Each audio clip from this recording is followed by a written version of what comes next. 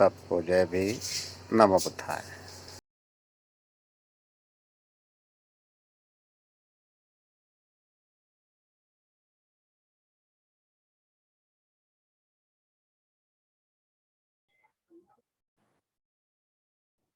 सती पट्ठान का जो पहला अंग कायानुसति, दूसरा है वेदनानुसति, तीसरा है चित्तानुसति और चौथा है धम्मानुसति। यहां याद रहे, हम सती पट्ठान को लेकर के बात करते हैं। हम यहां पर जो अन्य जो अनुसतियां हैं उनकी चर्चा नहीं करते हैं। कई बार प्रश्न उठते हैं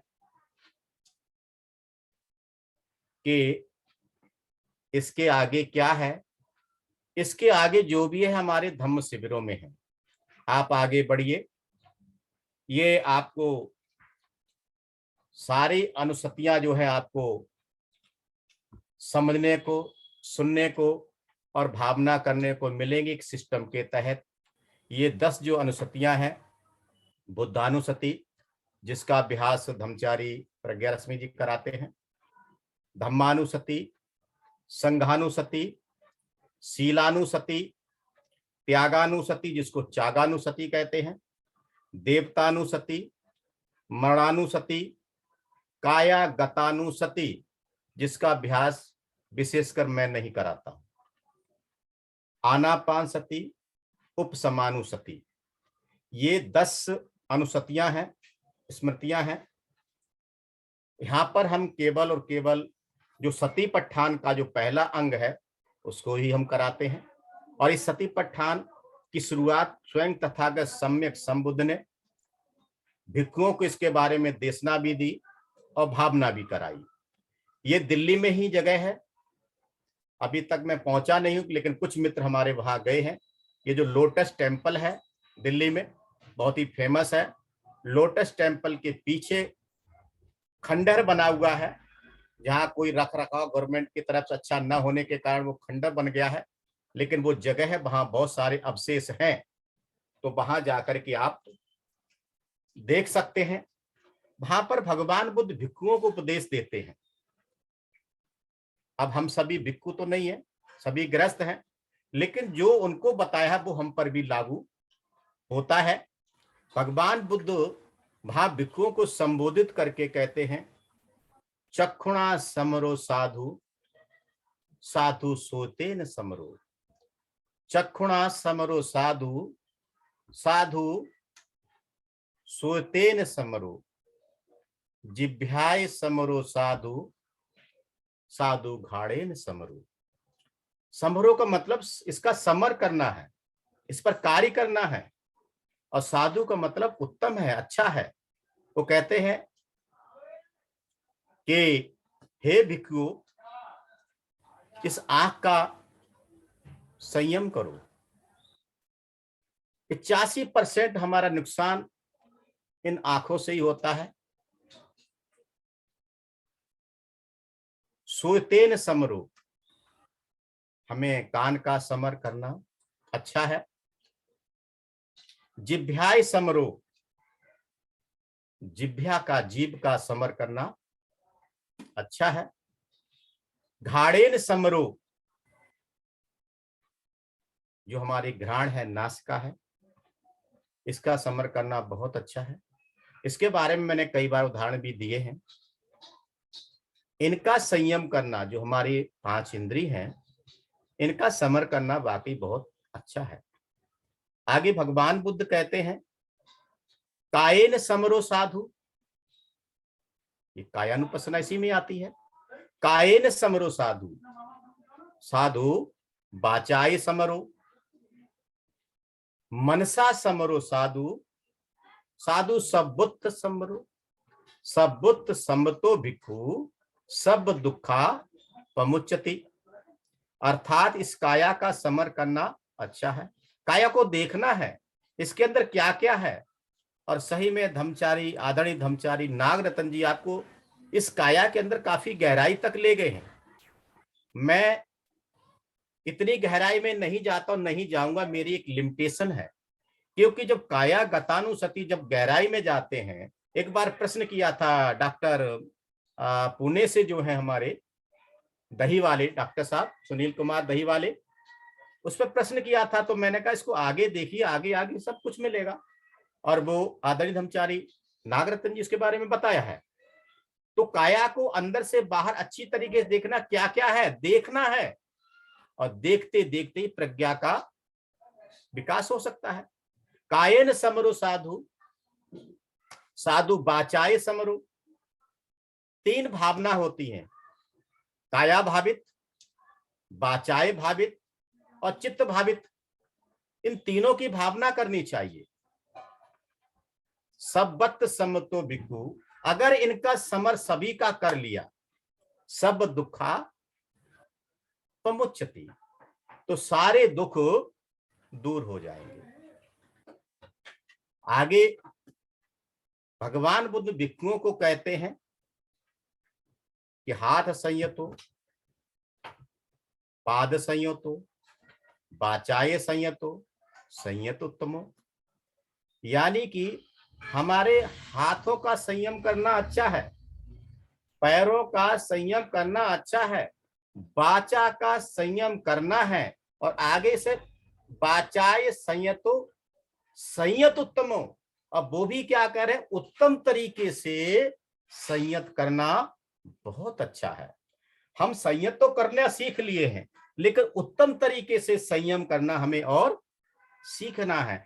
हमारे जो दूरियां हैं एक दूसरे के पास, वो क्यों है कि हम बहुत पढ़ लिख गए, बोलने भी अच्छा लगेंगे, त्रिपिटक हमारे उंगलियों में है, कहीं पर हम पूछ लेते हैं, लेकिन कहीं न कहीं वाचाए भावित हम नहीं हो पा रहे हैं, जिसकी वजह से कुछ लोग हमसे दूर चले जाते हैं। तो हमने यहां पर काया के साथ वाचाए को भी भावित करना है। वाचा की भावना अगर हमने कर ली तो फिर भारत को बुद्ध में होने से कोई रोक नहीं सकता। बुद्धिमान तो कि उसमें कोई कमी नहीं, बहुत सारे हैं, हजारों हजार हैं, अलग अलग संघों में, अलग अलग श्रेणियों में, अलग अलग सोसाइटीज में हैं, लेकिन कहीं न कहीं कमी जो मैंने देखी है, जो मैंने महसूस किया है, वो अभी वाचाए भावित नहीं हुए हैं, और इसीलिए टकराव होता है। तो हमने यहाँ पर इन तीनों की ही भावना करनी है। एक प्रश्न आया था, तो आज मैं उसी को लेकर एक छोटी सी गाथा कहना चाहूंगा, समय कम पड़ जाता है। और वही प्रश्न नहीं, बाकी जो अन्य जो प्रश्न बहुत सारे अब तक 3 महीने में आए हैं, बहुत सारे प्रश्नों का समाधान हो सकता है। और वो क्या है, वो भगवान बुद्ध, आप सभी ने पढ़ा होगा, अक्सर यहां भी कई बार चर्चा हुई, जय मंगल अठ गाथा में एक छठी गाथा है कि सच्चम विहाय मत सच्चक बाद केतु, बाधा भिरोपित मनंग अति अंधभूतं, पैया पदीप जलतो जितवा मुनिंदो, तंग तेजसा भवतुते जय मंगलानी। पैया पदीपो, प्रज्ञा के प्रदीप से, प्रज्ञा के दीप से वो अभिमानी, वो घमंडी, वो ज्यादा बकवासी, बहुत ज्यादा वाद विवाद करने वाला महासच्चक जो था, बहुत बड़ा पंडित था, विद्वान समझता था अपने आप को, और ऐसा हमारे अंदर भी है। विशेषकर मैं अपनी बात करता हूं, ये मेरे अंदर भी हो सकता है। तो हमें उस घमंडी को, जैसे भगवान बुद्ध ने अपने प्रज्ञा का प्रदीप जलाकर उसको शांत किया था, तो हमें भी अपने आप को इस प्रज्ञा का प्रदीप, अंदर का प्रदीप कर करके शांत करना है। कहीं मैं ज्यादा तो नहीं बोलने लगा हूं, कहीं मैं ज्यादा अभिमानी तो नहीं हो गया हूं, कहीं ज्यादा विद्वानता के चक्कर में कुछ लोगों को कहीं गलत तो नहीं बोल जाता हूं। हमें इसका चिंतन करना है, और इसके लिए हमने अपने 3 जो भावना हमने बताई हैं, काया भावित, वाचाय भावित और चित्त भावित, इसके बारे में हमने बहुत ज्यादा ध्यान देना है। क्योंकि मुझे अच्छी तरीके से पता है, एक बार जो हमारे डॉक्टर साहब हैं सुनील दही वाले, उन्होंने प्रश्न किया था, केवल काया की भावना ही कराते हैं, आगे की चित्तानुभावना, धम्मानुभावना, ये भी तो होनी चाहिए। तो हमने कहा था आगे देखते रहिए, हमारे शिविर होते हैं उनमें जाइए, एक सिस्टम के तहत आपको ये मिलेंगे। यहाँ मैं आपको ये तीनों चीजें शॉर्ट में देने का प्रयास करूंगा, लेकिन उनको विस्तार से मैं नहीं बता पाऊंगा, समय की बहुत कमी है। 20-25 मिनट के अंदर मैं क्या बता सकता हूं। तो एक बार की बात है, भगवान बुद्ध वैशाली में जो महावन है उसकी कूटागरशाला में ठहरे हुए थे, और उस समय भगवान बुद्ध अपने हाथ में सुबह सुबह पात्र लेकर के, चीबर पहन करके भिक्षाटन के लिए वैशाली नगर में प्रविष्ट हुए। और उसी समय क्या होता है, एक सच्चक था निगठनाथ, वो भी घूमने फिरने के लिए, टहलने के लिए विचरण करते हुए, और जहां पर महावन की कूटशाला थी वो आ गया। और यहां भगवान बुद्ध तैयार ही हो रहे हैं। तो होता क्या है, उनके जो परम प्रिय, आज की भाषा में सचिव कहा जाए, आनंद, भंते आनंद ने उसको आते हुए देख लिया, और देख करके उसने भगवान बुद्ध को बताया कि भगवान, ये जो आ रहा है तो आपको दिखाई दे रहा है, ये सच्चक है, ये निगंठ पुत्र है, और ये बहुत ही बकवादी है, बहुत बकवादी पंडित है, ये बहुत ही अभिमानी है, लेकिन एक साथ साथ एक बात और भी, बहुत लोगों में पॉपुलर भी है। ये बुद्ध की निंदा करने वाला, धम्म की निंदा करने वाला, संघ की निंदा करने वाला है।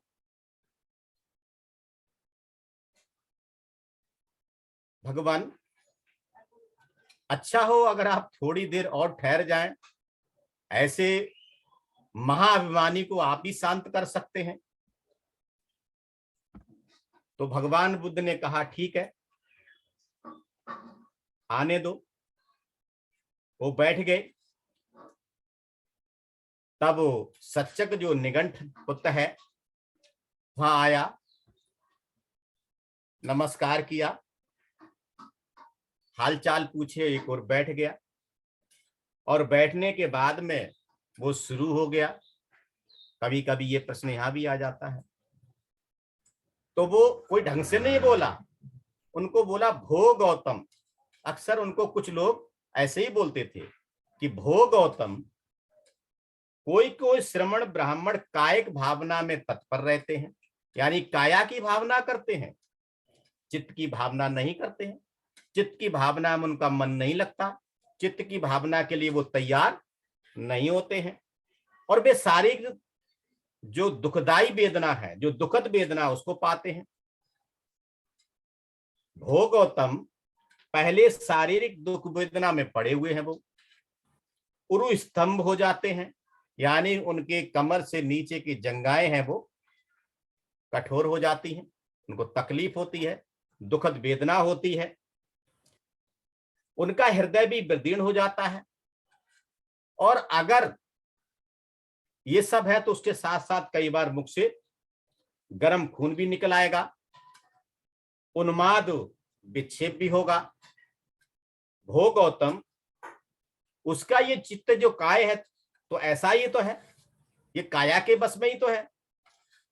सो क्यों, चित्त की भावना ना करने से क्या होगा। भो गौतम, यहां कोई कोई ऐसे भी श्रमण ब्राह्मण है जो कि चित्त की भावना में तत्पर हो बिहरते हैं, वो काया की भावना नहीं करते हैं, काया की साधना नहीं करते हैं, वो चित्त की साधना करते हैं। भो गौतम, वे चैतसिक दुख बोधना में पड़े रहते हैं। चित्त के अंदर जो जो भी संस्कार पैदा होते हैं, जिनसे दुख पैदा होता है, भो गौतम, चैतसिक दुख वेदना में पड़ने से उनका उरुस्तंभ भी होगा या नहीं होगा। चित्त की जब साधना करेंगे तो उनकी जंघाएं, उनकी कमर, क्या वो कठोर नहीं होगी। काया की भावना न करने से क्या होगा। मुझे ऐसा लगता है जरूर आप गौतम के शिष्य चित्त की भावना में हो तत्पर करते हैं, बिहरते हैं, काया की भावना नहीं करते हैं। तो कहते हैं काया की भावना नहीं करते हैं, किसी किसी को कहता है चित्त की भावना नहीं कहते हैं। तो भगवान बुद्ध उनको कैसे समझाते हैं कि हे अग्निवेश, तुमने काया की भावना क्या सुनी है? कैसे करते हैं काया की भावना? तो बोले हाँ, हमने सुनी है। हमने जैसे नंद है, वास्य है, कृष्ण सांकृत्य है, मखली गोसाल है, जैसा वो मानते हैं वो हमने सुना है। भो गौतम, ये जो अचेलक हैं, अचेलक का मतलब होता नग्न, मुक्त आचार करने वाले हैं। मुक्ताचार का मतलब होता है मलंग। आप देखते थे जो निहंग हैं, मलंग हैं, जो नंगे धड़ंगे रहते हैं, बिल्कुल फ्री रहते हैं, उनमें से कुछ साप्ताहिक भी आहार करते हैं। इस प्रकार इस बीच में अंतर देकर के कुछ अर्धमासिक आहार को भी ग्रहण करते हैं। तो भगवान बुद्ध कहने लगे कि अग्निवेश, क्या वे उतने से ही गुजारा करते हैं? तो अग्निवेश ने कहा कि नहीं भो गौतम, कभी कभी वो उत्तम भोजनों को भी खाते हैं, विशेष विशेष व्यंजनों को भी खाते हैं, उत्तम खाद्य पदार्थों को ग्रहण करते हैं, बहुत ही स्वादिष्ट पदार्थों का वो स्वाद लेते हैं और उत्तम उत्तम जो पेय पदार्थ हैं उनको भी ग्रहण करते हैं, उनको भी वो पीते हैं।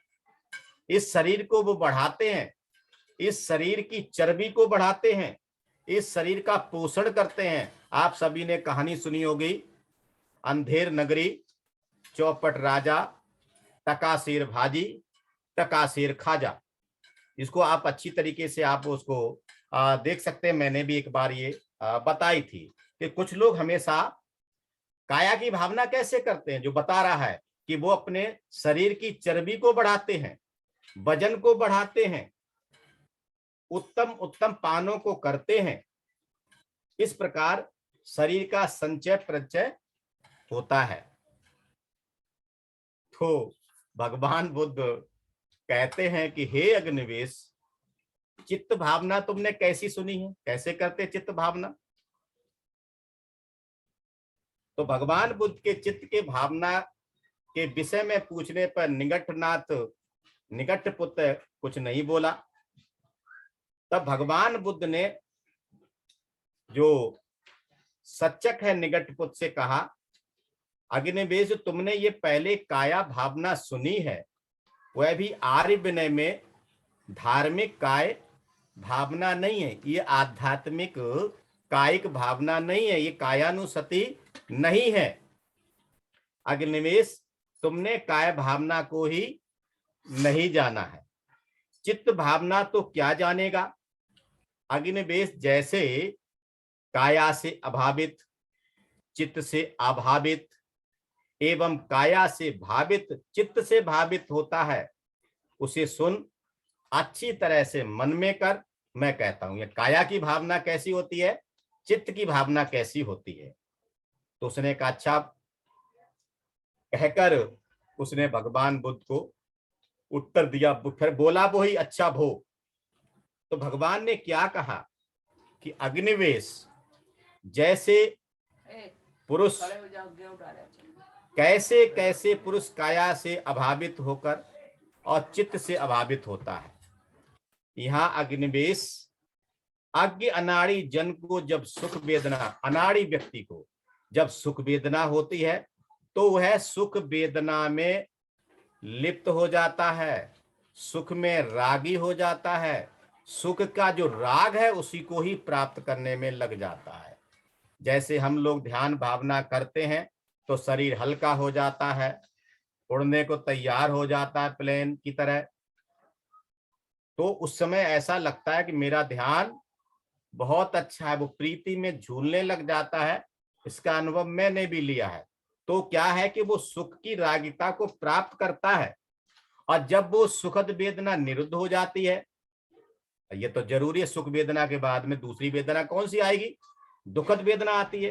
और जब दुखद वेदना उत्पन्न होती है तो मेरे टांग में दर्द, मेरे सिर में दर्द, मेरे पीठ में दर्द, मुझसे बैठा नहीं जाता।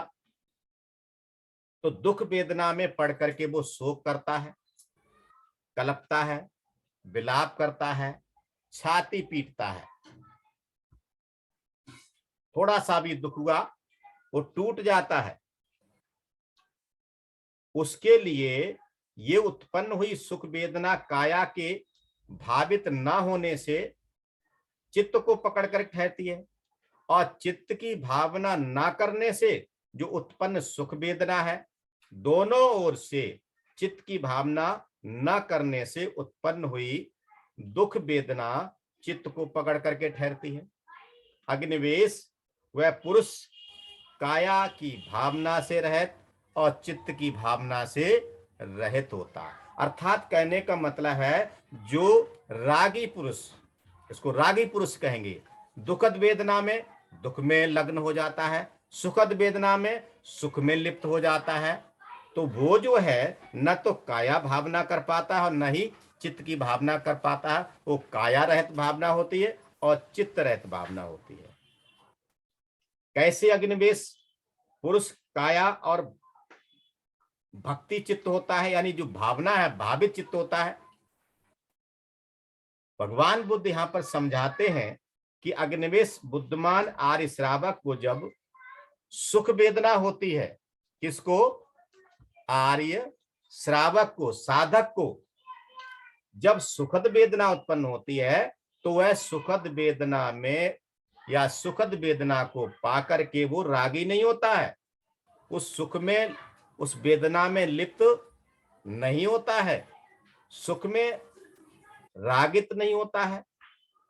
जब उसकी सुख वेदना नष्ट होती है और जब वह दुखद वेदना को प्राप्त करता है तो वह दुखद वेदना में भी लिप्त नहीं होता है।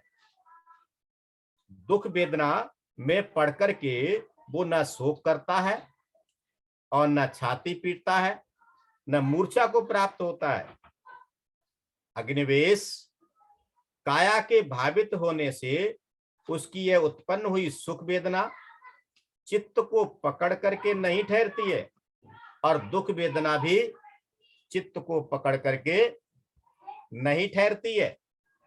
अग्निवेश इस प्रकार दोनों ओर से काया के भावित होने से जिसको उत्पन्न सुख वेदना भी चित्त को नहीं पकड़ करके ठहरती है, चित्त के भावित होने से उत्पन्न दुखद वेदना भी चित्त को पकड़ करके नहीं ठहरती है। अग्निवेश वह पुरुष क्या कहते हैं? अग्निवेश वह पुरुष भावित काय और भावित चित्त होता है, यानी कि काया की सती करने पे, काया की भावना करने पे, कायानुसती करने पर सुखद वेदना में लिप्त नहीं होता है, दुखद वेदना में लिप्त नहीं होता है। चित्तानुसती के समय पर चित्त के अंदर उत्पन्न जो सुखद वेदना उसमें लिप्त नहीं होता है, जब दुखद वेदना होती है उसमें लिप्त नहीं होता है, और ये कहलाता है चित्त भावित और काय भावित। भोग गौतम फिर क्या कहता है? भोग गौतम मेरा विश्वास है कि आप गौतम भावित काय यानी कि शरीर की भावना, शरीर की साधना की है, और भावित चित्त यानी कि चित्त की साधना जरूर जरूर आपने की है। जरूर अग्निवेश तुमने ताने से ये बात कही है, बहुत अच्छी तरीके से आपने ये बात कही है। अच्छा, तो मैं तुमको कहता हूं कि जबकि अग्निवेश मैं केस दाढ़ी मुड़ा कासाय वस्त्र पहन करके घर से प्रवचित हुआ तो उत्पन्न हुई सुख वेदना चित्त को पकड़कर ठहरेगी, उत्पन्न दुख वेदना चित्त को पकड़ ठहरेगी, ये संभव नहीं है। तो वहां पर एक प्रश्न और पूछता है, क्या कहता है? क्या आप गौतम को वैसी सुख वेदना उत्पन्न होती है जैसी उत्पन्न हुई सुख वेदना चित्त को पकड़ करके ठहरती, यानी चित्त को पकड़ लेती है, ठहर जाती है? क्या आप गौतम को वैसी दुख वेदना उत्पन्न होती है जैसी उत्पन्न हुई दुख वेदना चित्त को पकड़ करके ठहरती है? तो वहां भगवान बुद्ध उसको समझाते हैं कि हमें क्या होगा अग्निवेश। यहाँ अग्निवेश बुद्ध होने से पूर्व, बुद्ध ना हो, बोधिसत्व होते समय मुझे ऐसा हुआ, घर का निवास जंजाल है, मल का मार्ग है, प्रवज्या यानी कि सन्यास खुला मैदान है, इस सर्वथा परिशुद्ध उज्जवल ब्रह्मचर्य का पालन भर घर में रह करके नहीं किया जा सकता। ब्रह्मचर्य का पालन यानी इसका आनंद घर में रह करके नहीं लिया जा सकता है। क्यों न मैं केस दाढ़ी मुड़ा कासाय वस्त्र पहनकर घर से प्रवर्जित हो जाऊं।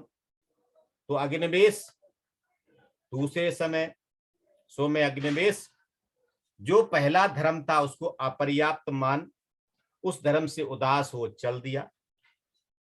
मगध से क्रमशः चारका करता हुआ जहां उर्वेला सेनानी निगम था वहीं बैठ करके मैंने वहां अद्भुत 3 उपमाएं भाषित हुई।